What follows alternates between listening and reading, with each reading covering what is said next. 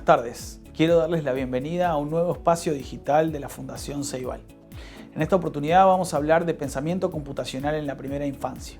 Y para eso hemos invitado a una experta como la doctora Marina Umás-Chivers, que tiene gran trayectoria en la inclusión del pensamiento computacional y la programación en edades tempranas como un factor que, por ejemplo, incide en acortar la brecha de género.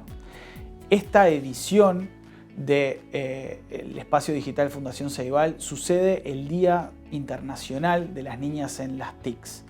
Y por eso entendíamos que la inclusión de una persona como la doctora Umás-Chivers, no solamente por ser mujer, sino por ser una líder en el tema, es de tanta relevancia. Y nos puede orientar y nos puede dar una oportunidad para reflexionar cómo la inclusión de estos temas relevantes en la primera infancia nos ayudan a tener una educación más inclusiva, más equitativa y en definitiva más potente para toda nuestra región. Espero que lo disfruten y que lo aprovechen. Muchas gracias.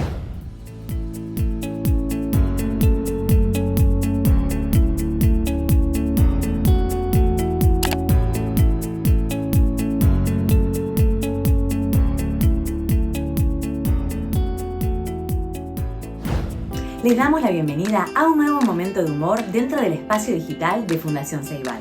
Hoy hablaremos sobre el pensamiento computacional en la primera infancia. ¿El qué? El pensamiento computacional.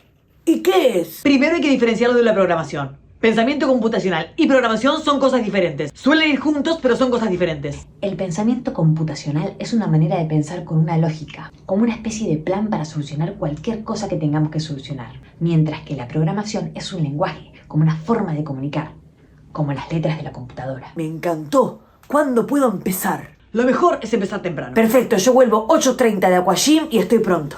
¡Ay, qué lindo Aquagym! Papá, la maestra se refiere a edades tempranas. Ah, pero me caigo y no me levanto. Yo tengo un sobrino de 10 meses. Le voy a enseñar a programar ya. Las tab. Alt, Alt, Alt. Enter, Enter, Enter. Rift, Rift, Rift. Después hay 2 tabs que no se entienden mucho qué son. Te enseñan a programar a los 4 o 5 años, como sucede con la lectoescritura o el aprendizaje de lenguas. Yo incorporé clases de idiomas este año. Voy al centro comunal. Io ho abitato o sono di caro bambino. Le soleil brille beaucoup. ¡Ulala! The thinking in computers and technologies. Escape, para irte. Y es como irte para atrás. Dejar esa ventana. Como escaparte por la ventana. Escape. Ah, Tololo. Eso escribo yo, pero mamita. Ojo, hay que distinguir a la programación de la tecnología. La programación me permite expresar esos pensamientos para pasar a la acción y así cambiar el mundo. El mundo se cambia con acciones. La tecnología es una herramienta y la programación es una capacidad. Y que al programar o usar el pensamiento computacional estoy entrenando una capacidad. Y es una capacidad que se puede aplicar transversalmente a todas las disciplinas. Mi maestra es una genia porque siempre nos alienta a intentarlo. Sabe integrar las canciones que son tendencia con formas de programar y enseñarnos cosas. Crack, mi maestra. Ella es inspiradora y sabe liderar. Es más, me ayudó a darme cuenta de que me gustaría crear un programa, porque está buenísimo. Imagínate qué cool crear cualquier cosa que sentís o que pensás y darle vida. Quiero hacer eso. Programar es crear. ¡Ay, Delfina! No sabes la alegría que me da escucharte decir eso, porque a las chicas todavía les cuesta elegir carreras en esa área. ¡Vamos, chicas! El cuerpo docente puede ser de gran referencia para impulsar la equidad en las tecnologías de la información y la comunicación. Y para disminuir la brecha de género, también conviene empezar en edades tempranas. Obvio, por ejemplo, mi sobrino no distingue el rosado del celeste. ¿Es daltónico tan chiquito? No, papá. Para él, todos los colores son una oportunidad de expresión. No tiene estereotipos marcados, no se limita. Eso es vintage, ya fue. Es que cuando son chiquititos están abiertos al mundo, preguntan, tienen curiosidad, sin prejuicio. Es importante darles confianza y transmitirles que la ciencia no tiene género. Entonces, para integrar el pensamiento computacional en la primera infancia, es importante empezar temprano, integrar el juego, experimentar sin miedo a equivocarse y acercar personas con liderazgo que inspiren a que más niñas se sumen a trabajar en las TIC.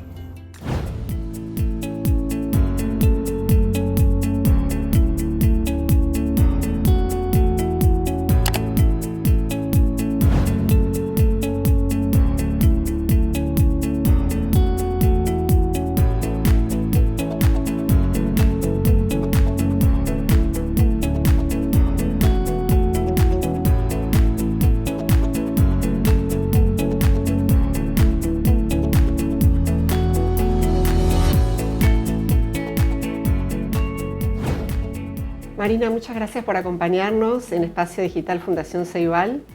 Vamos a comenzar esta entrevista con el contexto que nos toca vivir hoy de mayor influencia de los sistemas digitales.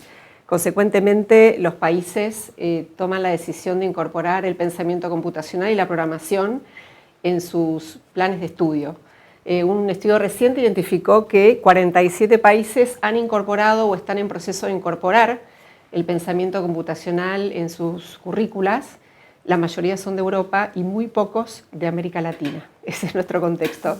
Vamos a comenzar esta entrevista pidiéndote que nos cuentes cuál es, desde tu punto de vista, la definición de pensamiento computacional y programación. Dos términos que en la literatura a veces aparecen un poco superpuestos. Son dos conceptos completamente diferentes. Pensamiento computacional tiene que ver con cómo pensamos de manera como se piensa en la disciplina de las ciencias de la computación. Y eso quiere decir, tenemos un problema complejo, lo quebramos en partes pequeñas, simples, o sea, un problema complejo se vuelve problemas simples, usamos la lógica para poder entenderlo y vamos a resolver el problema. Eso es básicamente. Ahora, programación es más allá que el pensamiento. Uno usa, el pensamiento es abstracto, la programación es aprendo un lenguaje, el lenguaje que sea, para poder usar una sintáctica y una semántica y un sistema simbólico para expresar ese pensamiento que tengo. O sea, un pensamiento no es algo expresado, un pensamiento es algo que se queda abstracto. Los pensamientos no cambian el mundo, lo que cambia en el mundo es la acción. Entonces, pensamiento computacional y programación tienen que ir juntos. ¿Y cuál es la edad apropiada? Vos trabajás mucho con lo que sería educación inicial por las edades. Bueno, hay que empezar temprano, como todo en educación. Todo en la educación se sabe que hay que empezar temprano, porque hay un montón de estudios que se sabe que si uno realmente quiere cambiar y a nivel país, por ejemplo, si hay más retorno en la inversión, los retornos en la inversión pasan cuando se inician en temprano, después ya es remedial. La cuestión, entonces nosotros empezamos a partir de los 4 y 5 años y si vemos la lectoescritura, si nosotros pensamos el pensamiento computacional y la programación como un sistema simbólico que te ayuda a expresar ideas, eso aplica para lenguajes naturales y lenguajes artificiales, que son lenguajes de programación. ¿Y cuándo enseñamos los lenguajes? A los 4 o los 5 años. La alfabetización empieza a esa edad. Entonces, si vamos a empezar con la alfabetización natural, es decir, de lenguajes naturales, de castellano o inglés o francés, ese es el momento de enseñar a programar también, porque podemos apoyar las dos alfabetizaciones, una con la otra. Tradicionalmente, los sistemas educativos han resistido la integración de la tecnología o de áreas de conocimiento vinculadas a la tecnología en sus currículas y muchas veces hay ciertas corrientes, incluso dentro de lo que son los especialistas que trabajan en los ministerios, que piensan, bueno, lo más importante es matemática, lengua y, bueno, tecnología si hay tiempo, vemos, optativo, un taller. Dado el contexto en el cual vivimos hoy, ¿cuál es tu posición con respecto a esto? ¿Qué lugar debería darse al aprendizaje de pensamiento computacional y la programación a edades tempranas, de los 4 o 5 años? ¿Y cuál debería ser su integración en la currícula? Como estamos hablando de que pensamiento computacional y programación es una manera de pensar diferente sobre problemas, cada disciplina tiene problemas que son específicos de esa disciplina. Y si aprendemos a resolver problemas, se aplica transversalmente a todas las disciplinas. Entonces, mi posición es, primero yo distingo la programación de la tecnología. O sea, tecnología es una herramienta. Aprender a programar o aprender a usar mi pensamiento computacional, aplicar el pensamiento computacional tiene que ver con una capacidad. Y esas capacidades se aplican transversalmente en todas las disciplinas. Es lo mismo que pensamos con la alfabetización porque es más fácil. Una vez que yo aprendo a leer y escribir, que es una manera de pensar. Cuando un niño aprende a leer y escribir, cambia la manera de pensar. Y lo mismo pasó en las sociedades orales no son lo mismo que las sociedades escritas. Un cambio en la manera de pensar de esas sociedades y de los niños.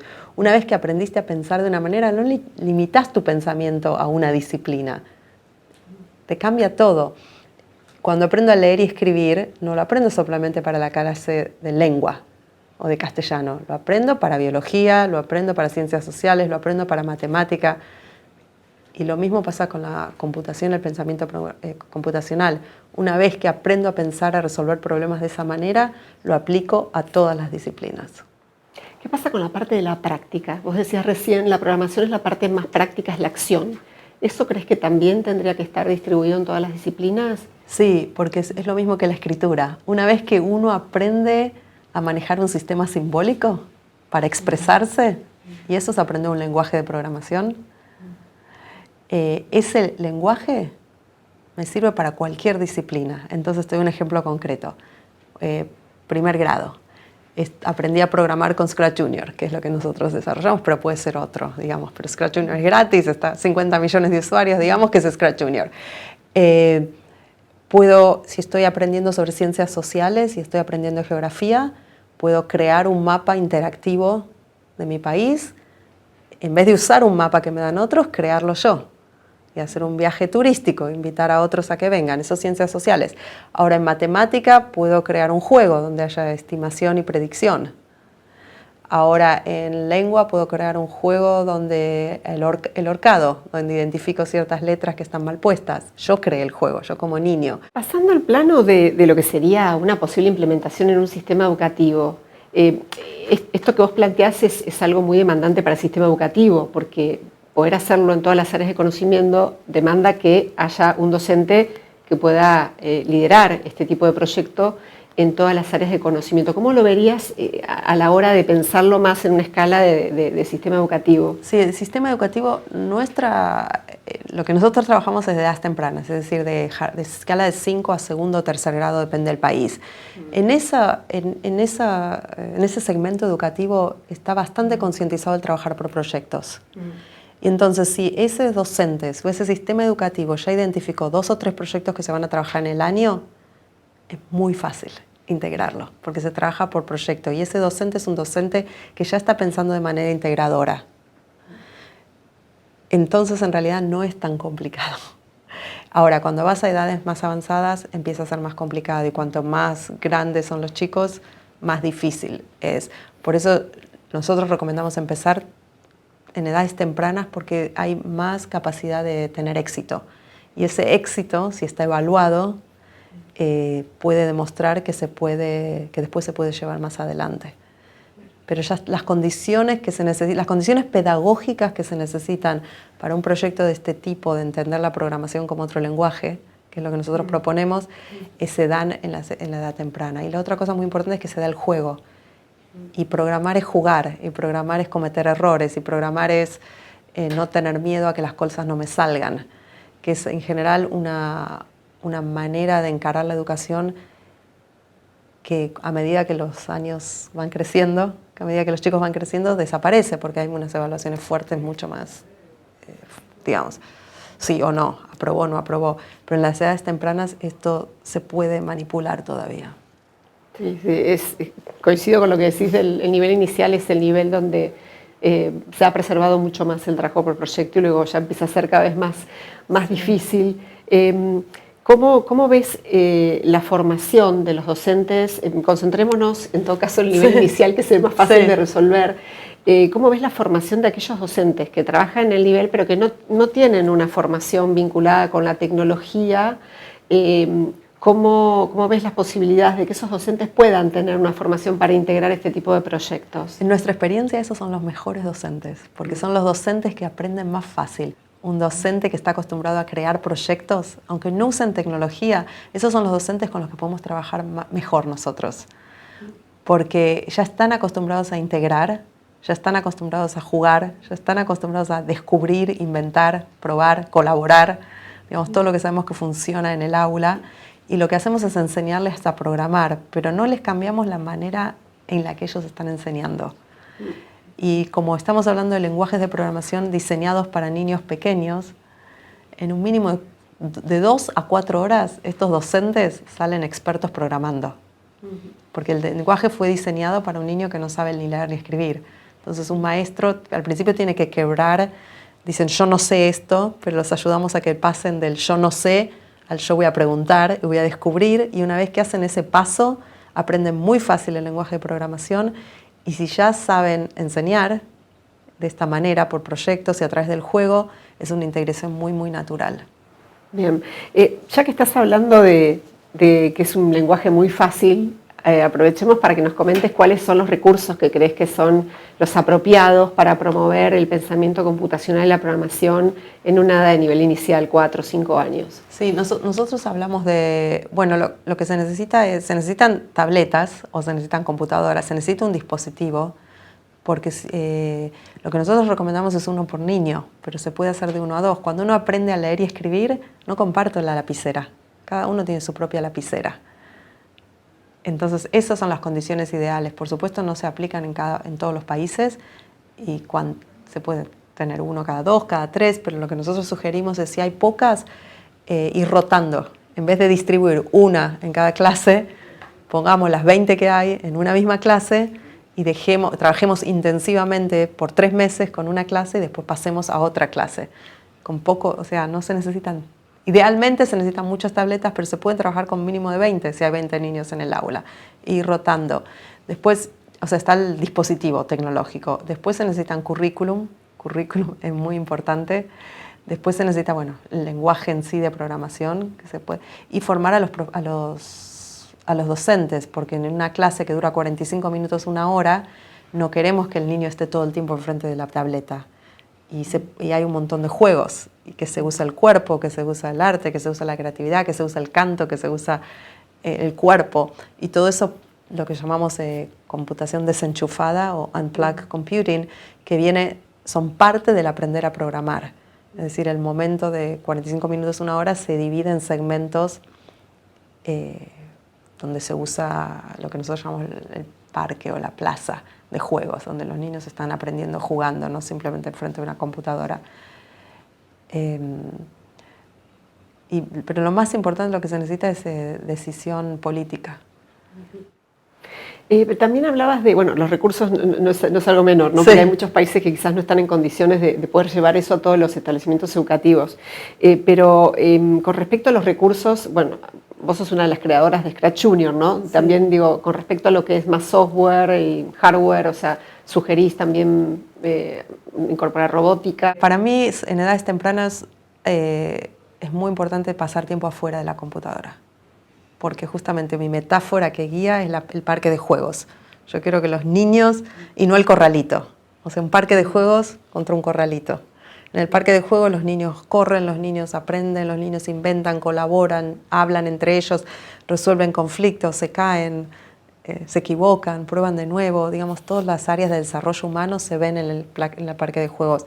En el corralito es muchísimo más limitado. El niño tiene menos de todo, menos socialización, menos invención. Y la programación es como un parque de juegos. Ahora, cuando tenés una tableta, estás ya limitado. Obviamente, un buen maestro puede convertir una tableta en un parque de juegos, pero ahí es donde la robótica juega un rol muy importante. Y yo en mi laboratorio desarrollamos 2. Desarrollamos Scratch Junior, que lo hicimos con Mitch Resnick en 2014. Lo lanzamos, tenemos 50 millones de usuarios en todo el mundo, está traducido en todos los lenguajes, y también desarrollamos el currículum, codificación como otro lenguaje, también traducido en un montón de lenguas. Y lo tratamos de hacer lo más parecido a un parque de juegos posible. La ventaja es que Scratch Junior es gratis y va a seguir siendo siempre gratis, porque es software, y el software es fácil de mantener gratis. Es lo ideal, es muy bueno, lo ideal es la robótica. Y yo en mi laboratorio desarrollé un robot que se llama Kibo, que permite programar.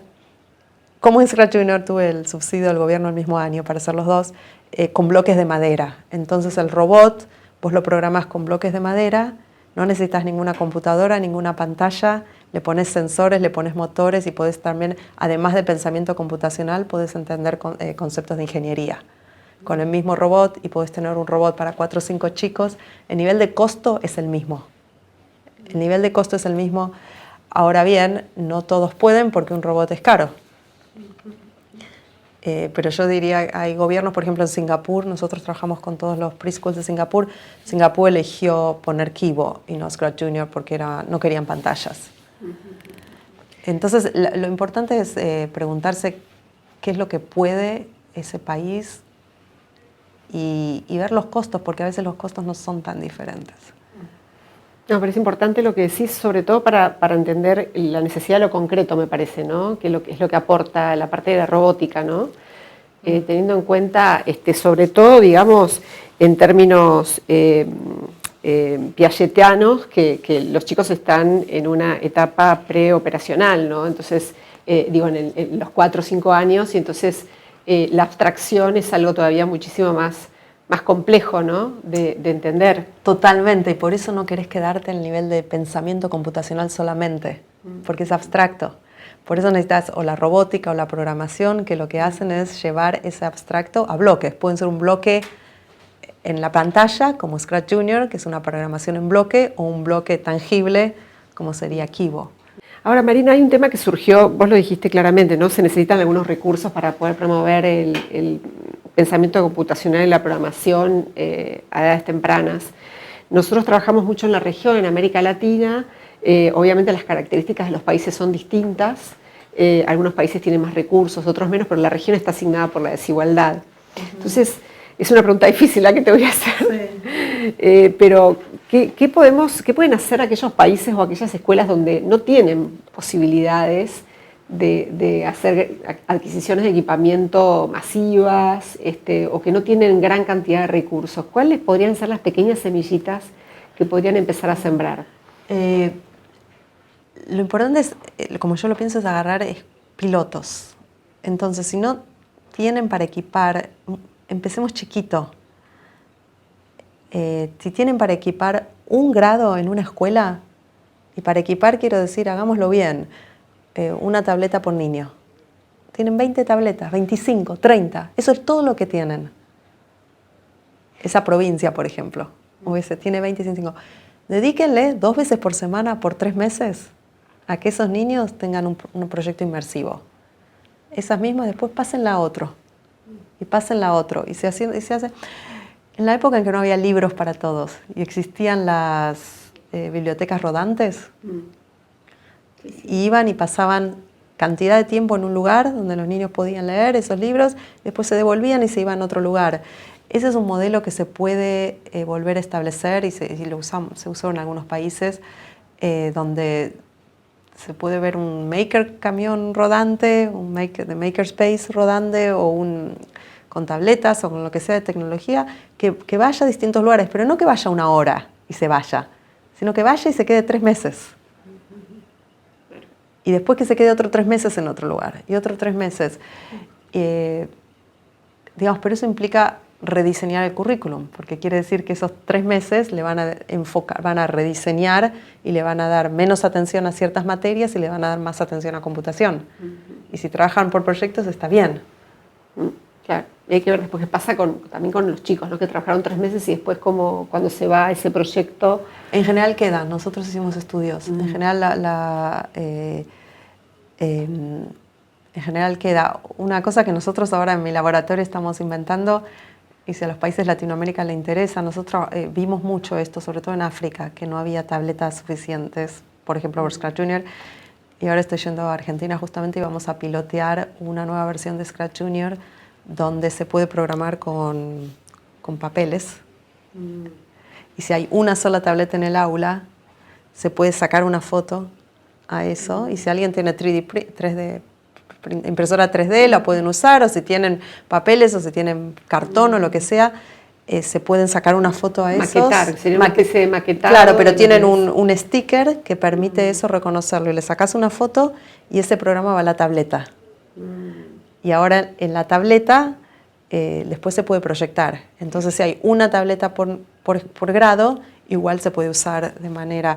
O sea, les diría a los países, busquen, porque así como nosotros desarrollamos esto, hay un montón de otros laboratorios desarrollando otras cosas, y no se queden sin hacer nada. Empiecen chiquito, empiecen piloteando y va a crecer. Y los recursos aparecen cuando uno empieza a demostrar que está haciendo las cosas bien.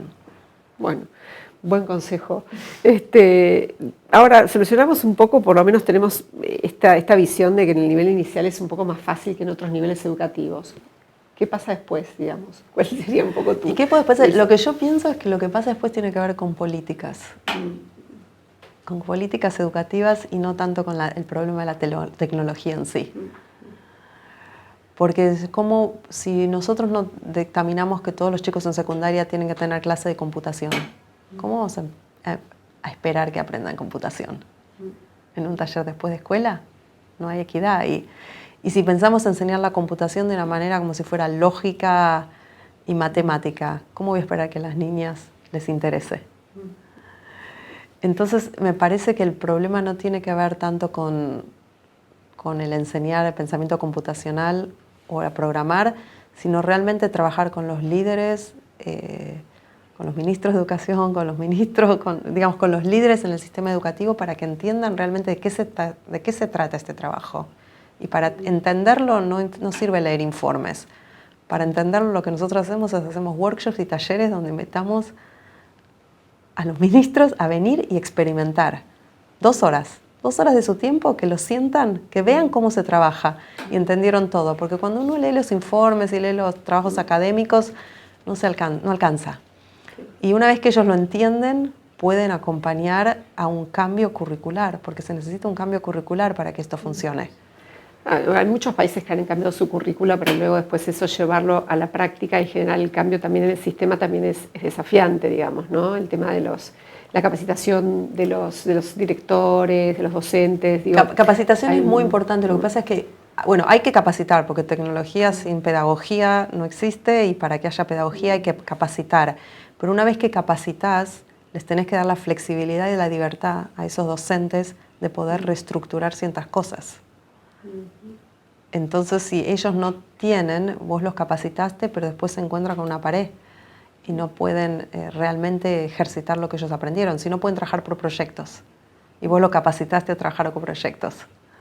¿Qué hacen? Sí, también creo que aparecen otras complejidades también que tienen que ver con sistemas, por ejemplo, con software de programación más complejos y ahí ya en inicial a lo mejor son muy simples y es más fácil que un docente de inicial pueda aprender Scratch Junior. Por eso necesitas una hora de computación. Claro, y necesitas entrenar necesitas entrenar a docentes en eso. Es mucho más difícil hacerlo transversal. Se debería en el mundo ideal, pero en este mundo que ese docente de computación tenga su hora dedicada, así como tenemos una hora dedicada para matemática y que ese docente pueda trabajar con otros docentes además para ayudarlos a integrar la computación. Eso si empezaron temprano, eso lo van a hacer los niños solos. Claro. Ya no necesita el docente ocuparse de la integración. Con respecto a lo que es género, ¿no? Vos sabrás todas las brechas de género que hay lamentablemente en el mundo en relación a la tecnología, ¿no es cierto? Incluso con determinados espacios de poder, ¿no? Liderazgo en empresas, donde la mujer se encuentra en desventaja en relación al hombre. ¿Hay alguna parte de la investigación que vos has desarrollado donde hayas podido detectar algo interesante, alguna observación que hayas hecho, algún aporte con respecto? Sí, nosotros tengo una ahora doctora Amanda Sullivan, pero hace unos años su tesis fue justamente la brecha de género con robótica, con Kibo, y publicó su disertación y publicó un libro sobre eso.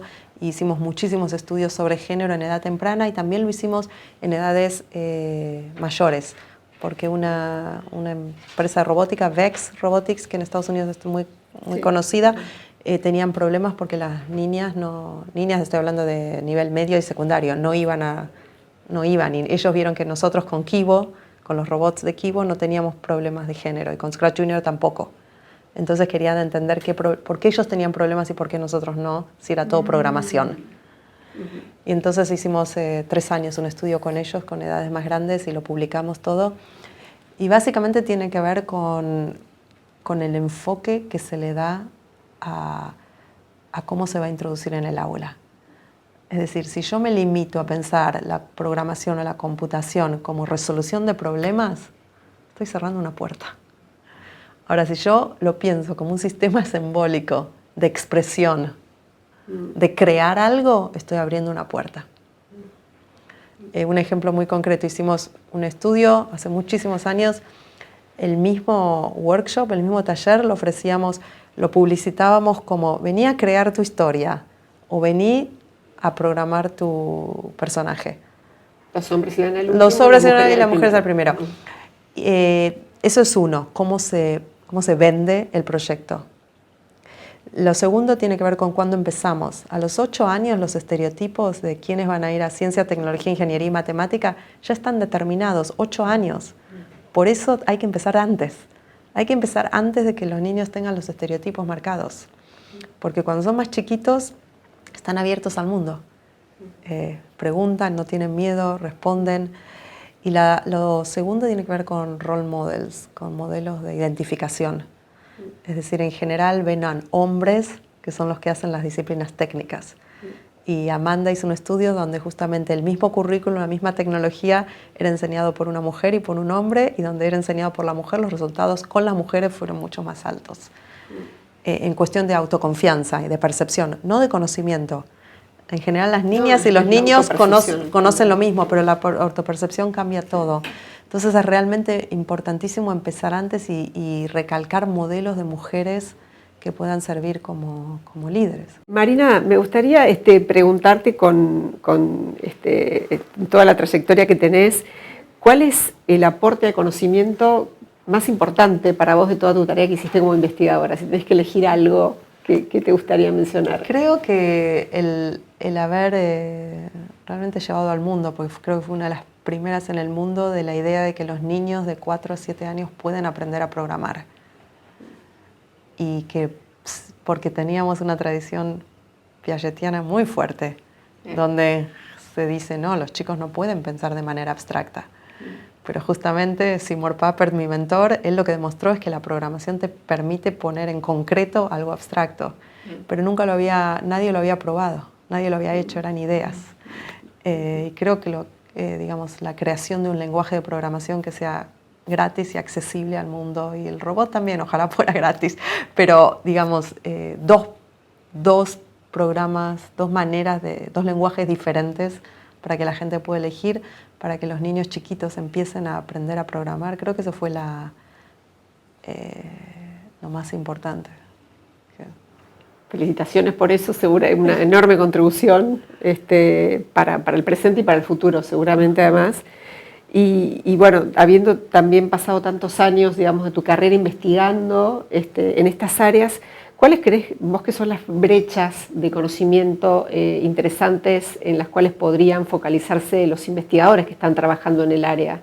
Sí, para mí hay dos que son muy importantes. Una es tratar de entender realmente qué es el pensamiento computacional, porque es los estados y los países en el mundo muy rápidamente se apropiaron de un concepto, de un constructo que no está bien definido. Y al no estar bien definido, no se lo puede operacionalizar y es muy difícil evaluar. Y entonces clarificar la diferencia entre pensamiento computacional y programación es muy importante, y ver desde un punto de vista teórico en qué tienen que ver el pensamiento computacional con el pensamiento fluido, con las funciones ejecutivas, con otro tipo de pensamientos, ¿no? Pensamiento matemático, pensamiento lógico, pensamiento de alfabetización. Esa es una pregunta teórica importante, donde se necesita hacer más estudios. Y la segunda, que es un área que yo estoy dedicando mucho en toda mi investigación ahora, tiene que ver con unir la tecnología con lo humano. Es decir, nuestro proyecto y todo lo que estoy llevando en mi currículum, hablamos de cuando vamos a enseñar programación, no vamos a enseñar simplemente una disciplina técnica, sino vamos a enseñar a ser mejores seres humanos. Y hablamos de lo que llamamos una paleta de valores, como la paleta del pintor. Cuando un pintor va a pintar, si yo voy a pintar un atardecer, pongo colores rojos. Si voy a pintar una selva, pongo colores verdes. No voy con una paleta vacía. Y cuando yo voy a educar y voy a enseñar tecnología, ¿cuáles son los valores que pongo en mi paleta? Pongo la persistencia, la cooperación, la paciencia, la generosidad, la mente abierta, la resolución de problemas, diferentes valores que voy a poner en mi clase y los construyo. Y diferentes clases, diferentes países, diferentes contextos van a tener una paleta diferente, pero como los colores hay una universalidad, todo eso. Y entonces el desafío, lo que nosotros ahora estamos trabajando mucho en investigación y también nuestro currículum y todo, es cómo ayudar a los docentes, a las organizaciones, a las fundaciones, a los gobiernos que quieren llevar la tecnología y la programación a sus países o a sus lugares, cómo lo hacen siendo intencionales con la paleta de valores que ellos van a utilizar. Porque en el mundo del futuro, donde hay más inteligencia artificial, hay más tecnología y hay más sesgos, ya vemos que la tecnología reproduce lo que los humanos hacemos. Y entonces, ¿cómo podemos, gracias a la tecnología, ser mejores humanos? Eso es lo que estamos trabajando. Bueno, muchas gracias. Para terminar, nada más, ya que mencionas inteligencia artificial, justamente la emergencia de tantas aplicaciones accesibles, digamos, a toda la gente que está conectada, de inteligencia artificial generativa, ha creado toda esta burbuja de revolución, que está toda la gente expectante de esto. ¿Cambia en algo el modo de enseñar el pensamiento computacional y la programación a niños, niñas de 4 o 5 años, el hecho de que los sistemas digitales son cada vez más inteligentes? Nosotros no lo cambiamos. En edades más adelante, si hay ya una base, hay que incorporarlo. Nosotros no cambiamos porque todavía a esa edad los conceptos que pueden aprender a nivel de desarrollo tienen que ver con secuencia, con causa y efecto. Sí se pueden introducir algunos conceptos, por ejemplo, en el entrenamiento. Un sistema es inteligente porque alguien lo entrenó con ciertos datos, no porque se nació inteligente. Entonces a esa edad sí se puede empezar a enseñar, bueno, cuántos datos hay que darle y qué tipos de datos y qué significa entrenar un sistema, causa y efecto. Digamos, se puede empezar a trabajar algunos de esos conceptos que son importantes, pero la base de lo que significa programar a esa edad no está cambiada, porque cuando pensamos un sistema inteligente es un sistema programado por alguien. Y a esa edad necesitamos que los chicos entiendan qué quiere decir programar y que lo experimenten el programar. Y creo que en el mundo de la inteligencia artificial es todavía más importante que todos aprendan a programar para poder entender cómo usar estos sistemas generativos. Marina, muchísimas gracias por estar con nosotros, por participar de Espacio Digital Fundación Ceibal. Agradecemos especialmente a la audiencia de Uruguay que nos acompañó, a todos a quienes nos siguieron desde distintos países de América Latina, y también muchas gracias a todo el equipo de la Fundación que ayudó a hacer esta edición de Espacio Digital Fundación Ceibal. Hasta pronto.